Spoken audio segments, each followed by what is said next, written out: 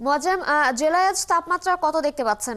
শীতে মানুষের দুর্ভোগ কেমন দেখছেন? এছাড়া শীতার্তদের সহায়তায় প্রশাসনের কোনো উদ্যোগ রয়েছে কিনা? তৃষা, ধন্যবাদ। শীত সকালে আপনাকে শীতের শুভেচ্ছা। আপনি জানেন যে শীত আহ, যেমনটি আনন্দ বয়ে নিয়ে আসে, তেমনটি কৃষক এবং ছিন্নমূল মানুষের জন্য কিন্তু কষ্ট বয়ে নিয়ে আসে। আপনি জানেন যে শীতের সময় পিঠা পায়েস এবং খেজুরের রস খাওয়ার জন্য বাংলার একটা ঐতিহ্যবাহী। আর শীত আমাদের কৃষক এবং ছিন্নমূল মানুষের জন্য কষ্ট আসে। আপনি জানেন যে জয়পুরহাটটি একটি কৃষি নির্ভরশীল জেলা। বাংলাদেশের দ্বিতীয় বৃহত্তম আলু উৎপাদনের দিক থেকে বৃহত্তম একটি জেলা। আপনি জানেন যে শীতের সময় এই সরিষা, আলু এবং আখ চাষের জন্য কিন্তু খুবই ভালো শীত বয়ে নিয়ে আসে।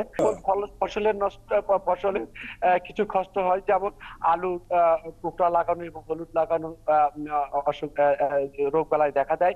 পাশাপাশি যে আপনি জানেন যে এখন বুড়ো মৌসুমে বীজতলা তৈরি করতে এখনকার কৃষকরা যখন ব্যস্ত, তখন কিন্তু ঘন কুয়াশার কারণে কিন্তু এই বীজতলাগুলো কিন্তু নষ্ট হওয়ার উপক্রম হচ্ছে। এখানকার শীতে সবচেয়ে বেশি এলাকার লোকের সঙ্গে কথা বলছি, তারা যেটা জানিয়েছে যে এই শীতে এবং এই আলো গত কয়েকদিন ধরে রোদ না থাকার জন্য এখানকার কৃষকেরা কিন্তু খুব দুর্ভোগের মধ্যে পড়েছে। এখানকার আপনি জানেন যে একদিকে ধান কাটা, আরেকদিকে আলু লাগানো ব্যস্ত থাকে।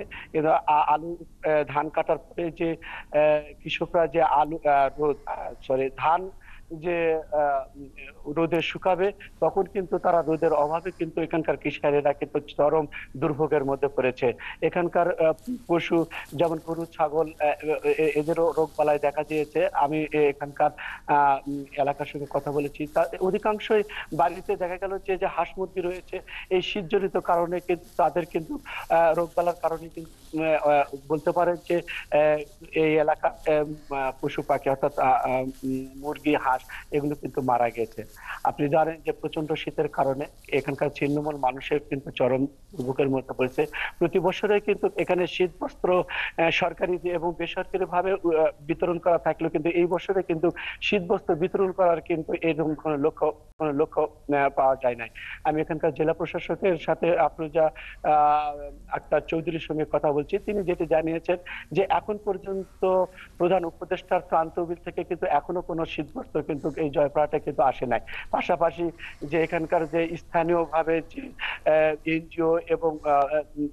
এনজিও এবং বেসরকারি প্রতিষ্ঠানগুলো কিন্তু শীতবস্ত্র বিতরণ করে, তারা কিন্তু এখনো এই ধরনের শীতবস্ত্র বিতরণ করে নাই। তাই এখানকার সাধারণ মানুষ কিন্তু শীতে অনেকটাই কষ্ট পাচ্ছে।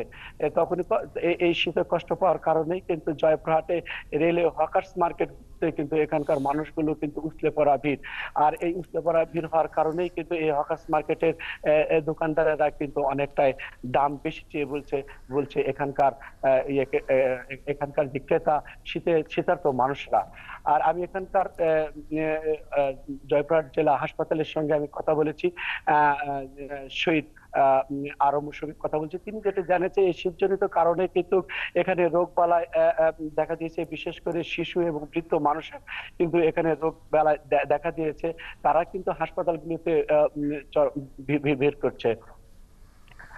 মোয়াজ্জেম, আপনাকে ধন্যবাদ। আপনি আছেন জয়পুরহাটে, থাকবেন, আপনি খোঁজখবর রাখতে থাকুন। পরবর্তীতে আমরা আবারও আপনার সাথে আসবো।